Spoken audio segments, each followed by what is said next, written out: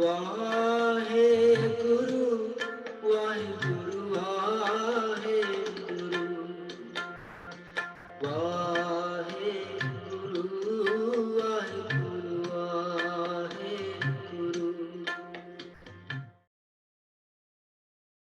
So thank you very much, Devendar Singh ji, and it's a pleasure to make this acquaintance with you and to have a conversation with you about symbology and leadership. And this will give me the opportunity, this will give us both an opportunity to find out a little bit about each other's thoughts and our interest in these shared values. So first of all, the first thing that I'd like to ask you a question about in terms of symbology is the symbolic use of Gaur and Singh in Sikhi. For you, what does that represent? The fact that we use Gaur and Singh? Well, I think Singh means the nirbhav and nirvair attitude, the attitude which can take you across all the difficult times, all the difficulties.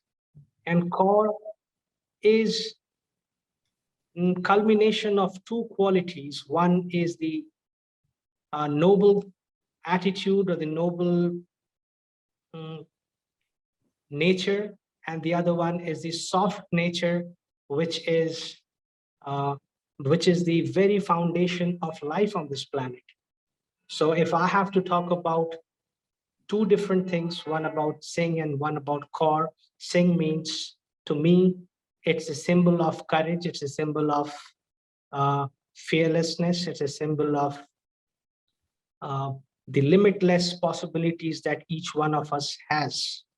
And Kaur would signify the fineness of life, and yet this fineness is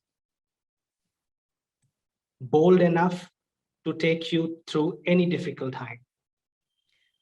And there's also this sense of kinship. You know, we have never met each other before, but the fact that your name is Devendar Singh, you know, it's the same as my brother's name. And so there's that feeling of connectedness that we, even though we have not physically met before, we already know each other because we have the same surnames. Oh, that's a beautiful perspective, I must say. Mm-hmm. And yes, however different people might be, but the fundamentals are same. We are fundamentally human beings. We have same kind of emotions. And symbology, I think, is instrumental in finding out that common thread, you know, which binds us together, which binds the humanity together. And I suppose at the time that Guru Gobind Singh Ji introduced these concepts, at that time it was about equalizing, so there's no hierarchy. At that time, he was trying to disrupt the existing hierarchy where some people thought they were on a higher level because of their surname, you know, because of their lineage. They thought they were more privileged, or they were more privileged, and others were not as privileged because their lineage was, we could distinguish, we can still kind of identify who people are from their surnames, can't we? Absolutely, absolutely. You know, if I may quote Guru Nanak Dev Ji, the Bani says that "Hum nahi change, bura nahi koi." It implies that I may not be the best, but no one is worst. And it is the sense of supremacy which is the root cause of all the troubles, all the disturbance everywhere in the world. So when Guru Sahib brings people on a common ground and give them the surname, the title Singh, it means that, you know, we all are kings. We all have that strong attitude to sail through our own journeys. Yeah. Yes, this is an equalizer in today's terminology. Indeed, it is.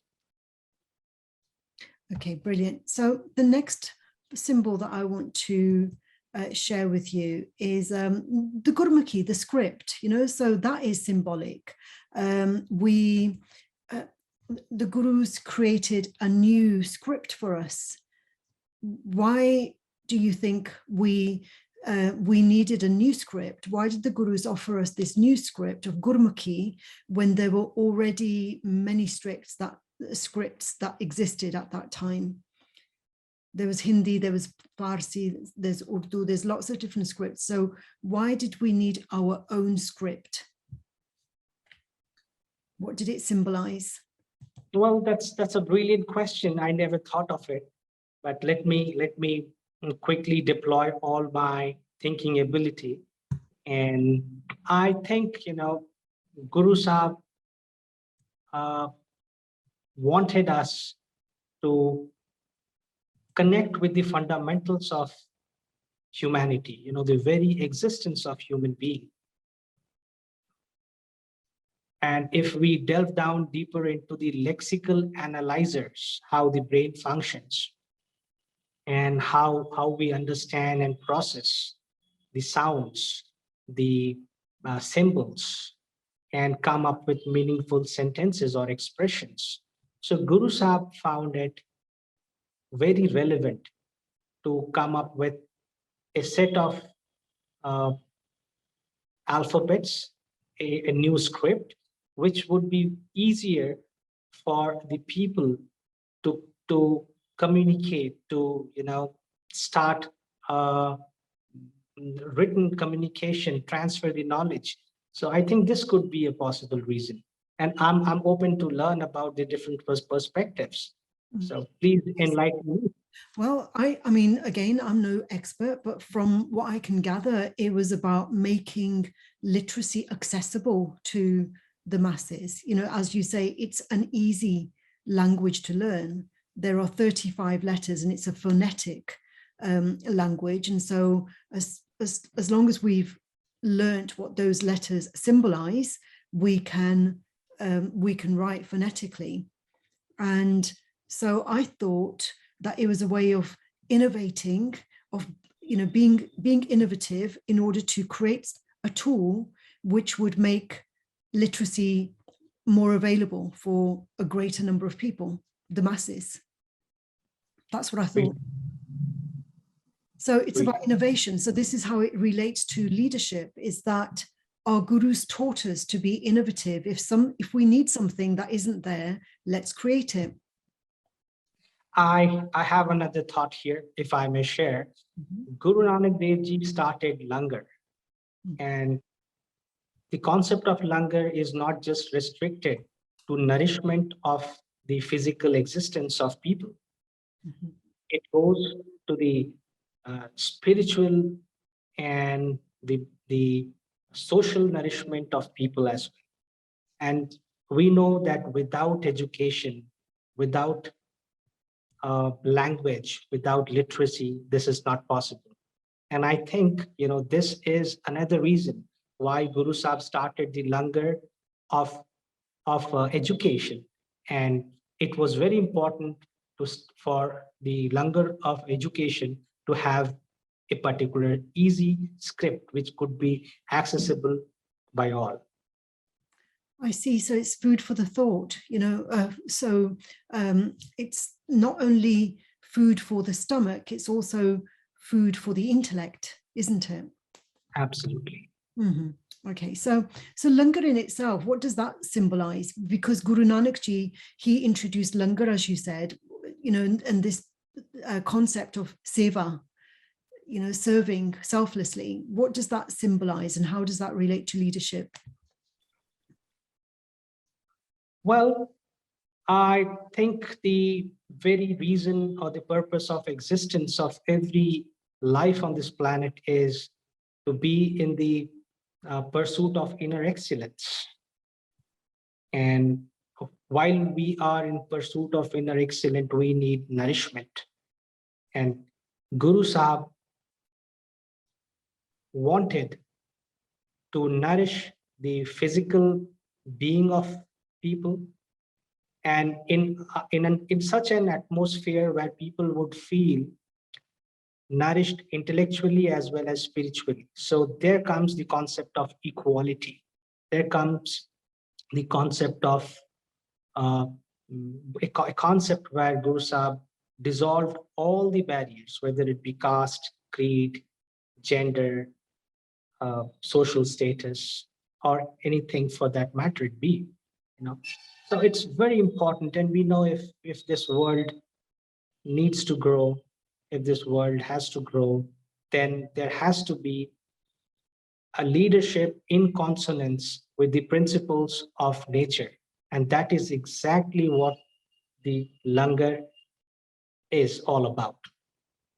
And when we sit down and eat langar with other people, I know that when I go to my Gurdwara in Stafford, I always feel as though I'm part of a family, because normally we eat with our family, don't we? And so to sit and eat langar with other Sikhs, it makes me feel that I belong and that I have a very large family, and that there's a lot of comfort in that, and that can give us more confidence, can't it?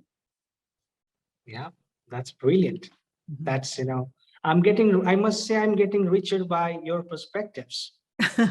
Well, this is a conversation, and through a conversation, usually like both parties have something to offer which was unexpected perhaps. So yeah, so thank you very much. Let me go on to the next symbol that I want to share with you, which is the Khanda. What does the Khanda symbolize?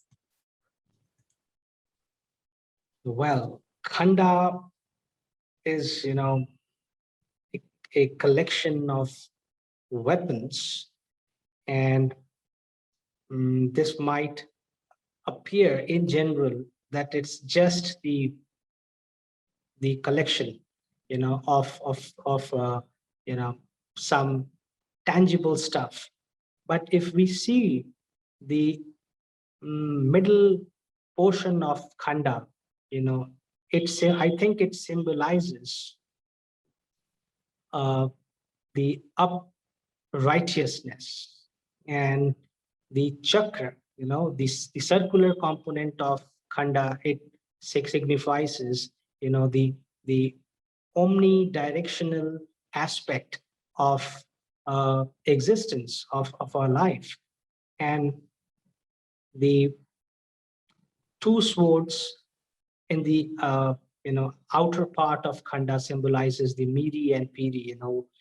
So this is exactly in line with what sixth Guru Sahib gifted humanity. So to be spiritual and at the same time be able to protect the dignity of yourself and the people around. So it symbolizes both strength and at the same time it also signifies the spiritual bliss.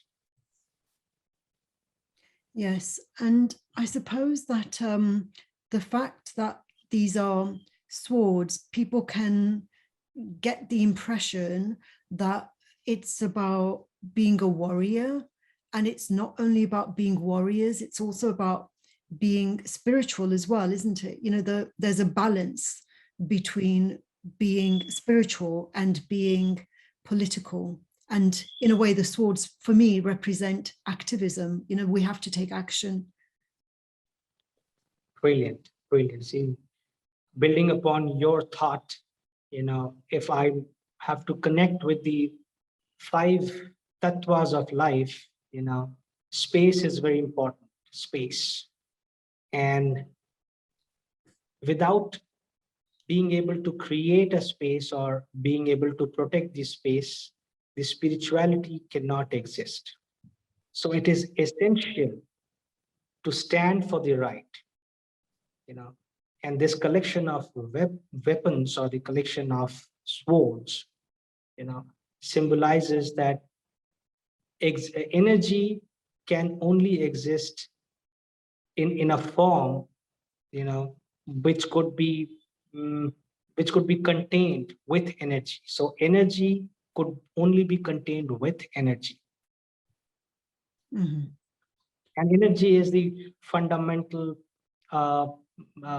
block of life. right? Because energy can't be destroyed. Energy can simply be transformed, but it can't actually be destroyed. But we need to take action sometimes in order to cut through the illusions and cut through the the blocks in order to create new pathways and for justice. I think when they were using these symbols, when they were physically being used, it was about justice, wasn't it? The sword of truth. The sword of truth was about justice, wasn't it? Yes. Cutting through the illusions to get to that point of justice and making space for, as you say, making space for justice, making space for peace. Absolutely. Evolution is the basis of life. And that's the reason why Guru Sahib says, Bande khoj har dil roj. We need to go on a voyage, but this voyage is not external, it is internal. So to have that space so that you could explore your inner self, you need to ensure that you are protected from the external disturbances, and not to harm anyone, but to protect yourself and the others in need of protection. That's right. That was an important concept, wasn't it? That it's always about defense rather than attack. Indeed. Mm-hmm. Okay, so let me go on to the Kada then. So tell me what the Kada symbolizes. Well, to me, Kada symbolizes, that Kirat is essential. Kirat is, the basis of life. So whenever I extend my hand for any activity, it reminds me that, I need to do justice. I need to be truthful. It's also a reminder to me in case I'm trying to harm someone, out of my, helplessness to the lower faculties. At times it happens. So it gives me a strong reminder that, hey, Devendar, this is not what Guru Sahib asks you to do. Just be on the path of righteousness. So personally, to me, it is a reminder. It is a reminder to me of the universal principles of good. Mm-hmm. Right. So it symbolizes the teachings, doesn't it? It symbolizes the values that we espouse to. Indeed. Okay. So let me go on now to the next symbol, which is the star, the bug, the turban. What does the star symbolize? To me, the star has a lot of meaning. The first is commitment. The second is the pride. The third is it's a uniform for me to get recognized by others in need of help and support. It is the crown that my guru has given me. And this is beyond the worldly material. This symbolizes to me that even if I get the entire universe at my disposal, it's meaningless if I do not have the santosh in me, or santok in me, or the contentment in me. So whenever I look at myself in mirror with turban, these are the thoughts which immediately rush through my mind. Mm. And I suppose that, when you tie the turban on a daily basis, it's the actual symbolic tying of it that is as you say, the commitment and the discipline, because it requires quite a bit of discipline to tie the turban properly, because I don't think that some people think that you can just tie it one day and then take it off and put it on again the next day. That's not right, is it? Absolutely. You have to Absolutely. tie it on a daily basis. And I think the tying of it on a daily basis is symbolic in itself, that it's not like a hat. That's what I was trying to say. It's not, you can't treat it like a hat that you take off at the end of the day and then just, shove it on your head the next day. It's the actual ritual of tying it. That Mhm. is where the commitment, the discipline, the That's beautiful. That's beautiful. I really love the discipline component that you have brought in. And, I think life is in between, yes and no, between, 0 and 1. It's binary in nature, So like we are breathing, the breathe is in and the breathe is out, In between these two breaths lies the life. And every day is a new day. So when I get up in the morning after Nitnem, or before Nitnem, when I tie my turban, it also symbolizes that this is a new day, a gift from the Almighty. So a new commitment, full of, we have to live a life full of courage, compassion. you know. So, and this can only come with discipline. And people have sometimes they have struggled to win the right to wear the bag in a workplace, especially when we've moved to the West.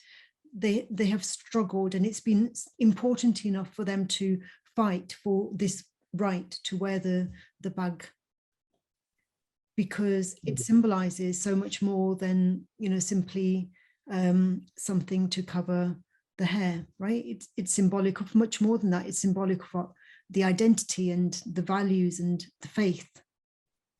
Absolutely, absolutely, And I know people may or may not understand the value of turban, but it is through dialogue. It is through constant engagement of talks that we will be able to convey the real meaning of turban to them. And I'm sure, in every society, in every country, in every uh, organization, there are people, those who understand the need of a strong value system, a value system which is universal in nature. And in the countries or in the organizations where we have seen uh, resistance to turban earlier, I'm happy to see now that those organizations and countries have realized the value of turban. So this turban is not is beyond symbol, is beyond a symbol of faith. You know, we have earned this symbol through a lot of sacrifices. So if people would delve into the history of Sikhs stood, 46 stood before 10 lakh or a million adversaries. It is because of this turban. So there's a lot to explore about the turban. Frankly speaking, every day, I'm learning bit by bit about my rich cultural heritage. And I'm thankful to you for this opportunity to interact with you. You're really adding new dimensions to my thought process. Okay, well, that's wonderful. Likewise, thank you very much. So let me go on to the next symbol, which is the Nishan Sahib. What does the Nishan Sahib symbolize for you?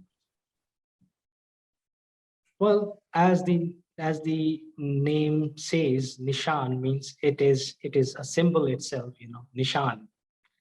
So it is a symbol of freedom. It is a symbol of hope. It is a symbol of compassion, and above all, it is the symbol of of uh, of oneness. And whenever people see Nishan Sahib from a distant place, they know that it is Gurudwara. It is the, place where people would be treated equally, where people will receive, compassion, love, where people will receive comfort, the wounded hearts would get solace. And, so it is the link between, Almighty. I look at, at Nissan Sahib this way. It is the link between Almighty, human beings and Almighty. It's hope, and it's beyond that.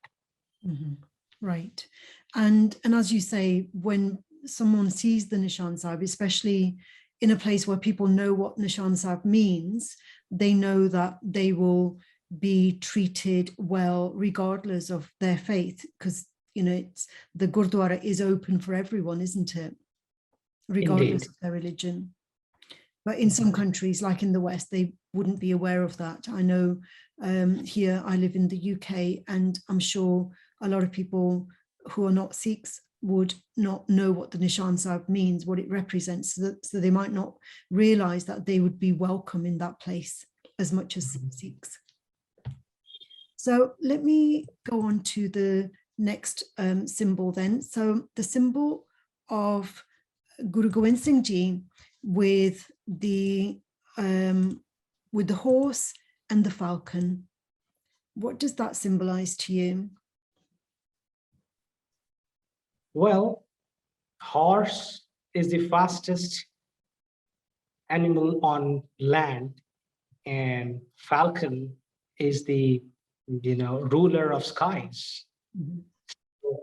Guru Gobind Singh Ji Maharaj, being in sync with the two forces on land and or taming the two forces of land and sky, it shows that every human being is blessed with possibilities infinite. It is how we sync with others, so if a person is able to ride a horse, that means that person is able to control the force of the horse, right? And same goes with the falcon. So it is also a symbol of royalty. It's also the symbol of power. It is also the symbol of courage. It is also the symbol of commanding forces, So these are the thoughts coming to my mind. Yeah, and I'm just wondering why there isn't as many Sikhs who ride horses these days. I don't see that very often. Whereas in the past, it seems as though, especially in Guru Gobind Singh Ji's time, it seems as though that was one of the ways that they communicated or traveled. I wonder why there's been this kind of loss of that part of our legacy, that heritage of being around horses.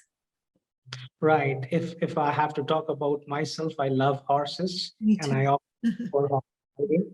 Yes. And, right.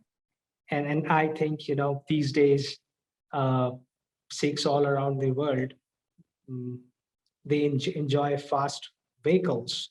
They enjoy sports cars, sports bikes, and some also enjoy jet planes. So it's the appropriate technology of today that Sikhs are enjoying. And I'm sure the inspiration is from Guru Gobind Singh Ji Maharaj. So the inspiration being about enjoying the technology, is that what you mean? I mean to say the inspiration of excelling, the inspiration to excel in whichever era you are, in whichever field you are. Right.